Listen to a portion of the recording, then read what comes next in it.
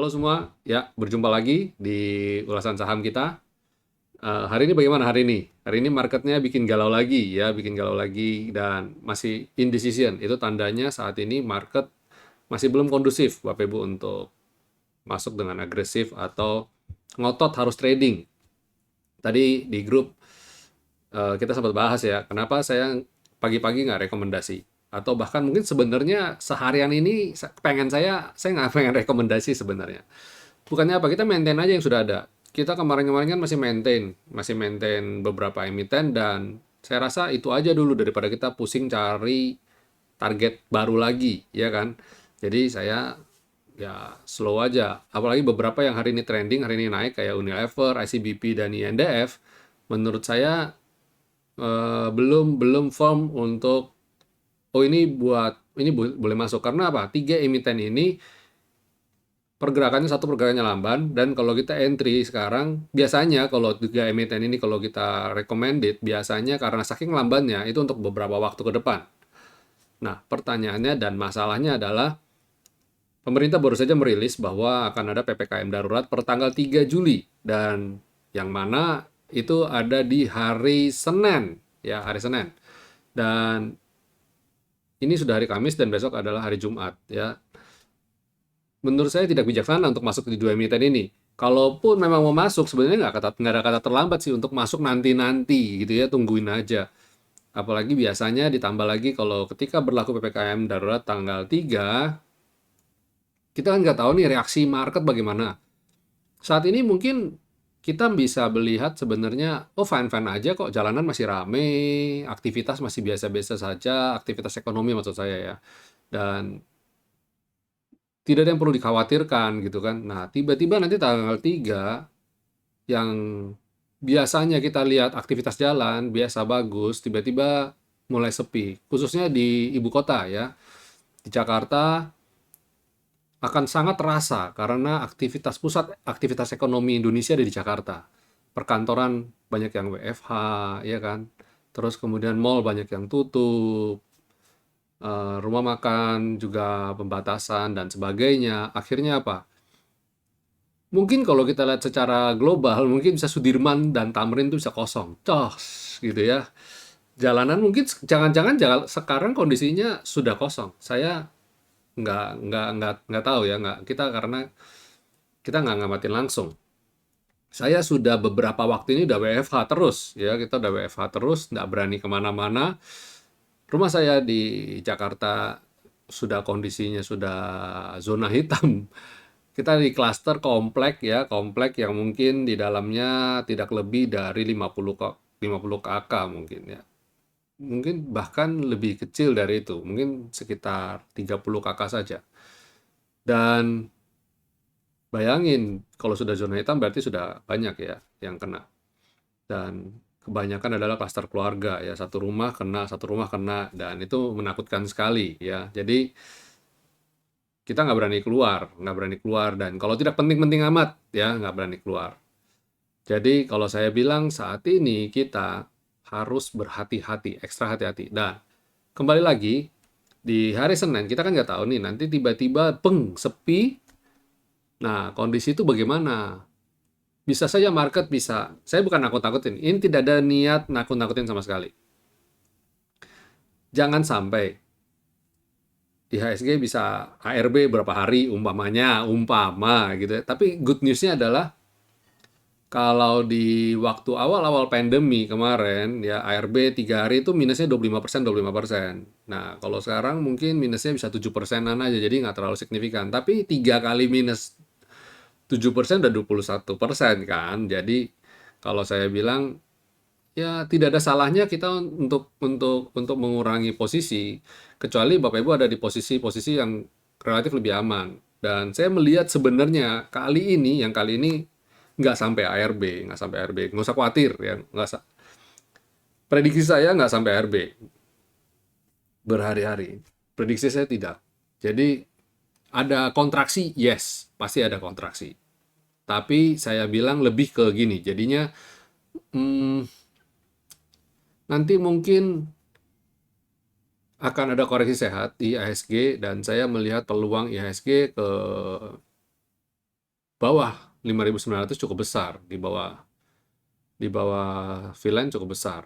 Coba kita lihat chartnya, ya. Coba kita lihat chartnya karena saya juga nggak terlalu hafal. Oke, sorry, masih di sini.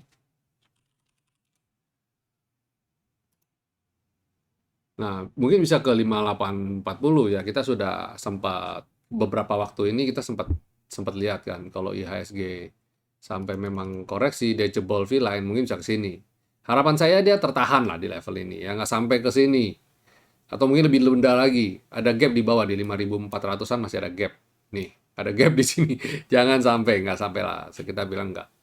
Nah, kalau saya bilang kontraksi pasti ada dan masih bergerak di level ini. Kalau lihat weekly-nya, pada dasarnya masih uptrend dan weekly-nya ini kalau saya lihat IHSG cenderung ya akan ke 5.400 yang mana di areal ini adalah areal eh, skyline weekly ya. Kesini aja, jangan sampai ke bawah lagi ya.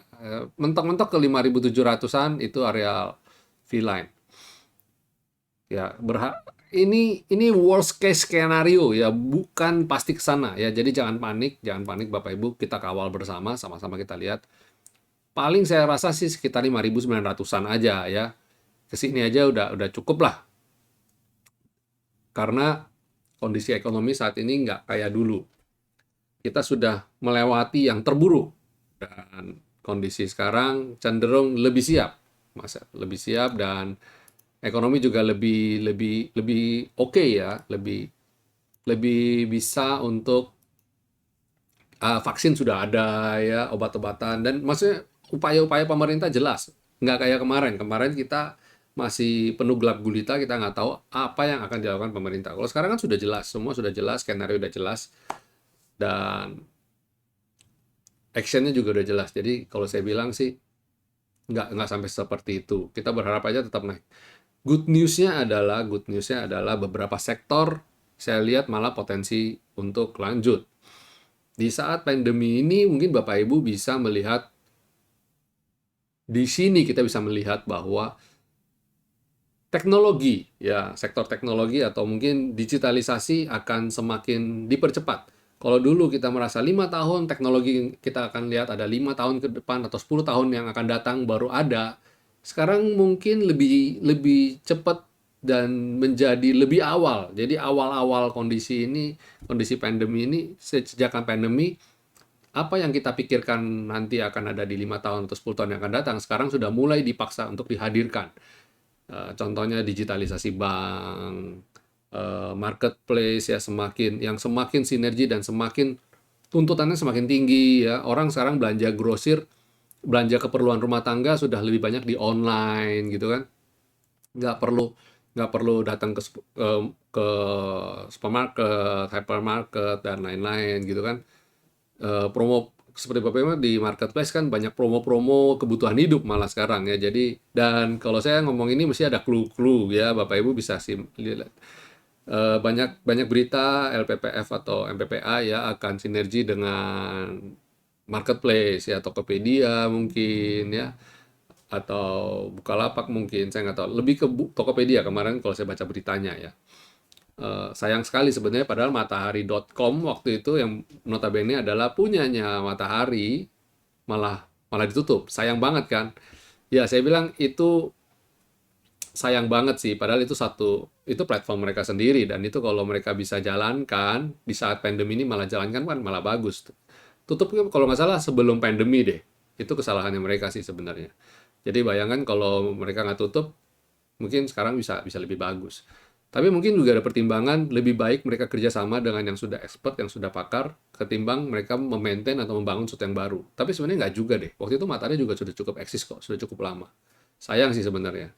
Matahari.com juga, saya rasa kalau pakai namanya Matahari.com juga mestinya cukup familiar di telinga dan gampang diingat. Nggak tahu. All about strategic business, kita nggak tahu. Kita cuma bisa berandai-andai aja, cuma ngomong doang gitu ya. Ya, itu dari mungkin di saat pandemi ada emiten-emiten yang stand out ya, yang orang melihat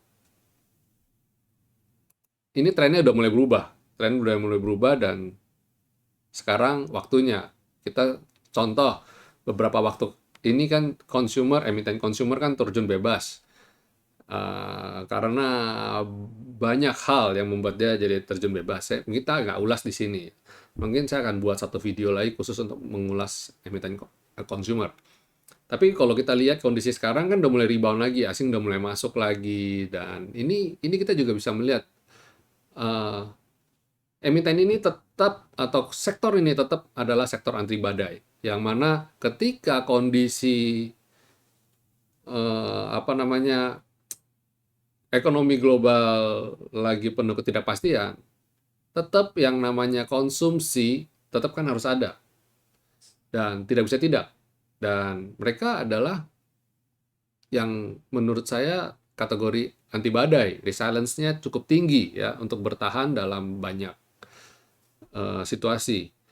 Karena kebutuhan ini kebutuhan gitu ya. Apalagi kalau kita bicara mengenai makanan, pabrik sanitizer, kesehatan, maksudnya keperluan home appliance tinggi, sekarang jadi tinggi ya. Mungkin Unilever menjadi, mungkin sudah mulai ada bottoming dan sudah mulai bisa rebound. Hari ini naik 5% yang kita juga lihat.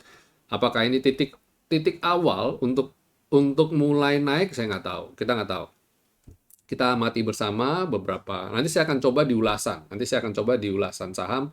Kira-kira ya sedikit lah ya, sedikit banyak. Walaupun nanti saya akan bikin video yang khusus lah mengenai consumer. Tapi setidaknya di sini saya akan coba bikin lah. Berdasarkan teknikal, apa aja sih yang kita lihat dari emiten-emiten consumer ini. Oke, kita lanjut ke sektoral aja. Ya, kita lanjut ke sektoral. Sektoral tentu saja.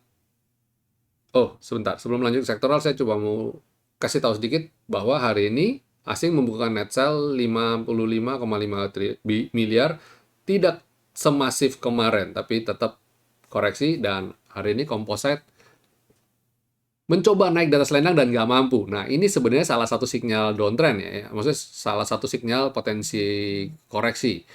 Yang mana selendang juga dead cross terhadap skyline. Jadi dari sini saya melihat kecenderungan untuk koreksi, dan berdasarkan chart ini juga kita lihat bahwa asing dalam beberapa waktu ini kan juga jualan terus ya, ketika ini disertai dengan jualan asing. Jadi itu juga salah satu sebab kenapa saya bilang potensi koreksi cukup besar. Nanti V-line sekali lagi akan diuji, garis berwarna ungu ini akan diuji. Kalau jebol ini potensial untuk turun ke level-level ini ya, 5.840 dan 5.735. Oke, ya itu composite ya. Terus bagaimana dengan basic industry? Basic industry oke ya, masih tertahan level support, asing juga masih masuk, dan mungkin ini juga jadi bisa jadi pemicu untuk nanti naik. Basic industry itu adalah sektor di mana industri bahan dasar ya, jadi termasuk anti badai juga, karena dia di dalam satu mata rantai produksi suatu barang, dia ada di awal-awalnya. Jadi ini pemakaian, jadi industri ini termasuk yang masih akan terus digunakan ya. Chemical, di dalam sini ada chemical, ada mungkin ada, saya nggak tahu poultry masih masuk di sini apa enggak ya. Dan karena indeks sektoral kan berubah banyak ya, jadi kita ini kita nggak tahu komposisi di dalamnya apakah masih sama apa enggak. Mungkin seharusnya komposisi di dalamnya nggak terlalu banyak berubah lah. Kalau memang nggak terlalu banyak berubah, poultry masih masuk di sini ya. Nah, itu juga berhubungan erat dengan makanan kan. Ya, itu industri basic, potensial ini lagi disupport, dia potensial untuk naik. Ketika waktu pandemi di awal, di 2020 awal ya, sektor ini yang rally.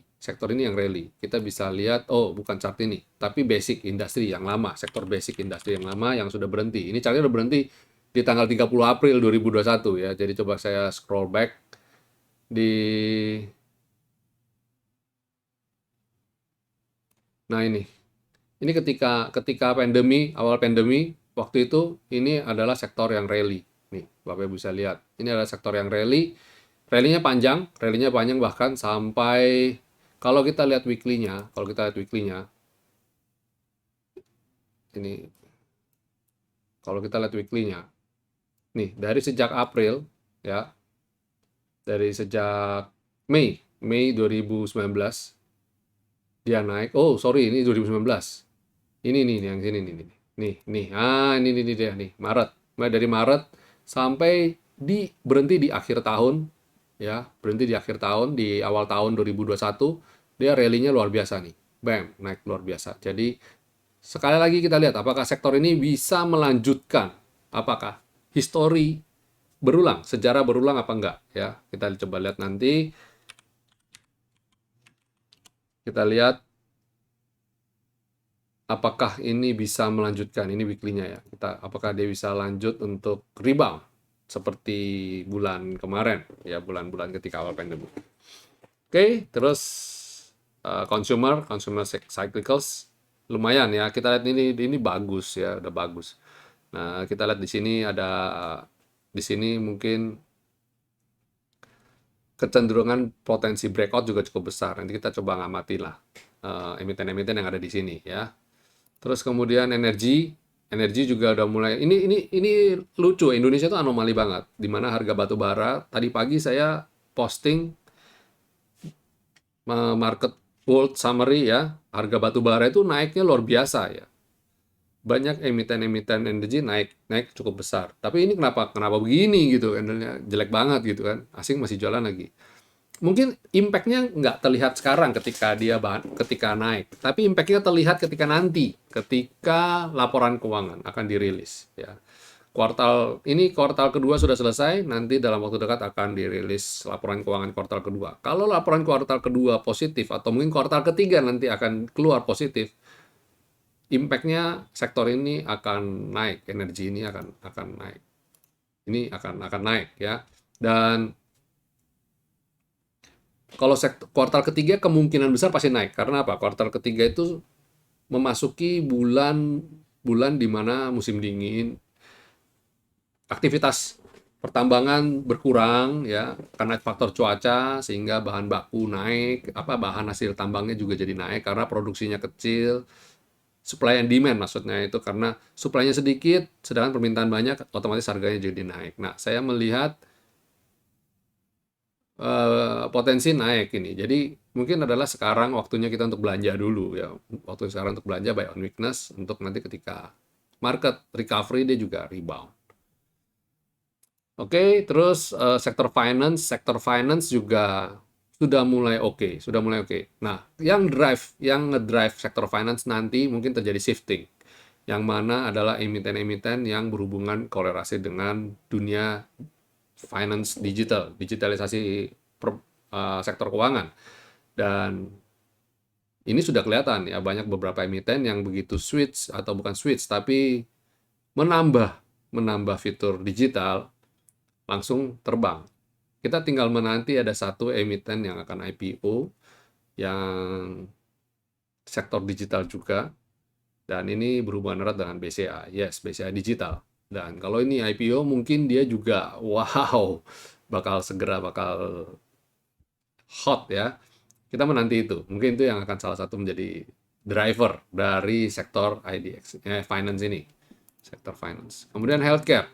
Healthcare naik ya, trennya masih naik. Saya lihat kemungkinan besar bakal naik. Kenapa? Karena kalau mamanya ada bilang begini, Pak, ini COVID naik, rumah sakit penuh. Nah, dari rumah sakit penuh itu yang bayar semua siapa? Pasien-pasien itu. Oh, tenang. Pemerintah kan. Nah, kalau pemerintah yang bayar, berarti setiap orang yang masuk ke rumah sakit itu kemungkinan gagal bayarnya kecil. Karena apa? Karena pemerintah yang ada di bawahnya yang bisa, yang pasti bayar. Jadi pasti untung, kalau saya bilang pasti untung. Karena pemerintah menerapkan standar yang saya bilang sih cukup tinggi di harga, ya bukan cukup tinggi, tapi pasti profitable lah. Itu termasuk terhitung profitable untuk rumah sakit. Tidak mungkin dipaksa untuk rugi kan. Dan apalagi kita tahu sendiri, ini rumah sakit bekerja keras, para tenaga kesehatannya juga bekerja keras, masa dibayar dengan harga yang nggak relevan gitu kan, nggak mungkin. Jadi saya lihat sektor healthcare masih akan bagus. Dan kita lihat prospeknya ke depan. Kebutuhan orang terhadap sektor ini akan semakin tinggi. Eh, Rumah sakit akan menjadi salah satu sektor yang menurut saya kayak emas hitam lah ya, tapi ini emas putih mungkin ya. Jadi sektor yang anti badai gitu, di mana orang kalau sakit harus ke rumah sakit kan. Dan ini mungkin adalah salah satu sektor yang nanti akan menjadi ngedrive bakal bakal bakal tren juga. Rumah sakit akan jadi industri yang saya bilang saat ini sudah industri anti badai ya kan. Tinggal kita tenaga kerjanya cukup bisa memadai nggak untuk bisa membuat industri ini menjadi maju. Oke, nggak cuma rumah sakit, tapi industri ini juga ada di sektor ini juga ada pabrik obatnya dan sebagainya ya. Terus sektor industri masih masih galau, masih galau. Mungkin ini PPKM darurat akan menjadi salah satu yang menekan sektor ini. Mungkin, saya juga nggak tahu. Kita lihat ke depannya lah. Oke. Lalu kemudian infrastruktur pun sama. Saya nggak tahu. Ini yang ngedrive di sini. Kalau Telkom sih kemungkinan besar bisa akan naik karena di mana eh, kebutuhan orang terhadap jasa internet semakin tinggi ya. Jadi sesuatu yang vital banget kan, apalagi 5G. 5G itu rencananya tarifnya akan lebih mahal daripada 4G. Jadi harusnya revenue yang masuk ke perusahaan-perusahaan telco 5G ini akan lebih baik ya, lebih bagus. Terus kemudian non cyclicals, wow juga, ini juga naik juga luar biasa. Mungkin Indofood dan ICBP ada di sektor ini kali non cyclical. Saya nggak tahu, lupa. Nanti coba saya cek lah. Saya mau ngecek lupa mulu, mau ngecek sektor-sektor apa yang di dalam sini. Dan ini juga bagus dalam jangka pendek dia sudah di atas selendang, potensial naik ke V-line cukup besar ya, ke areal ini cukup besar. Kita berharap saja nyampe mereka sektor akan sampai ke sini ya, sektoral ini akan nyampe ke areal sini. Consumer cyclicals. Terus habis itu properti. Nah, mungkin ini yang akan tertekan. Tapi posisi sudah di bottoming banget sih sebenarnya. Ini posisi udah bottoming banget. Tapi mungkin ini bisa menekan juga, bisa tertekan karena PPKM darurat. Karena di dalam sini ada mall, ada properti yang mengelola mall dan kalau sampai ditutup kan juga otomatis menekan kinerja ya. Belum lagi ada hotel, ada macam-macam lah di dalam sini tuh banyak sebenarnya yang berhubungan dengan properti lah ya. Ya tentu saja sektor properti. Terus tekno lah lihat kan. Ini malah mulai hijau. Jadi ya kita berharap dia nggak koreksi dan dia bisa breakout. Kalau dia ini sektor ini breakout, wow luar biasa. Saya yakin ini sektor ini akan jadi sektor yang mungkin terjadi shifting. Saat ini kan pemegang market cap Indonesia IHSG dikendalikan oleh sektor finance. Sektor finance IHSG merah, kemungkinan besar sektor finance juga merah. Nanti apakah bisa berubah? Apakah sektor ini bisa jadi market cap? Kita nggak tahu. Tapi so far tetap masih ditopang oleh sektor finance sih. Ini belum lah. Sektor ini masih orang cenderung kayak seperti menjual mimpi lah.